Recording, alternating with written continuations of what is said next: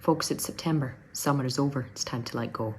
But if you, much like me, are a stubborn wee cow that doesn't like to let things go, this cake recipe might just be for you. Today, we are gripping onto the last few days, moments, hours of sunlight of summer and bringing you a super refreshing, summery little number. So if you're not quite ready to get into that autumnal spirit and start throwing cinnamon at everything just yet, this one may just be one you want to save. Today, I'm taking you all by the hand through a recipe for a gorgeous, almost impossibly fluffy for what's inside it, lemon and blueberry cake with a gorgeous, tangy lemon drizzle on top. Not the kind your granny used to make. This one is even more lazy.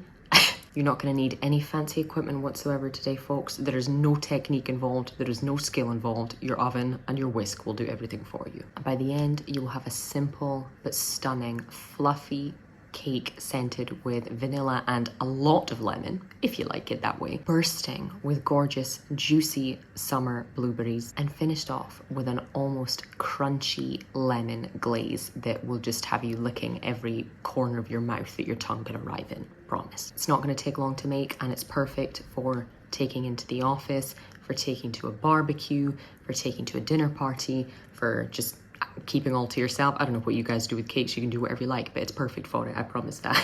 Let's get into it. First things first, you're going to want to grease up your mold or tin with some olive oil and add some greaseproof paper in to have some handles to lift the cake out with before getting your dry ingredients prepped. Some flour, some salt, some brown or white sugar as you like, and some baking powder. You're then just going to give these a wee whisk around until they're all kind of nice and amalgamated together before getting ready to add a whole big dose of lemon in there. Actually, you can add as much or as little as you like. 2 for me is the perfect balance. Strong lemon flavor, but it doesn't kind of overpower the blueberry part. But if you like just 1, if you want to go for 3, why not? Throw a couple of handfuls of blueberries into this dry mix and give it a wee shugle around just to coat them. This will stop them all from kind of sinking to the base of the tin, which no one wants.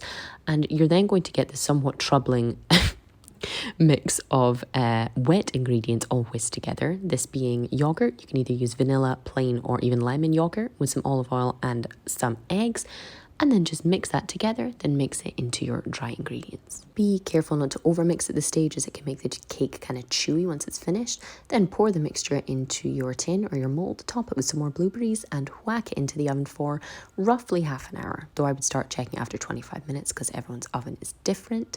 And by then it should be golden risen, and if you stick a knife or a kind of skewer into it, it should come out clean.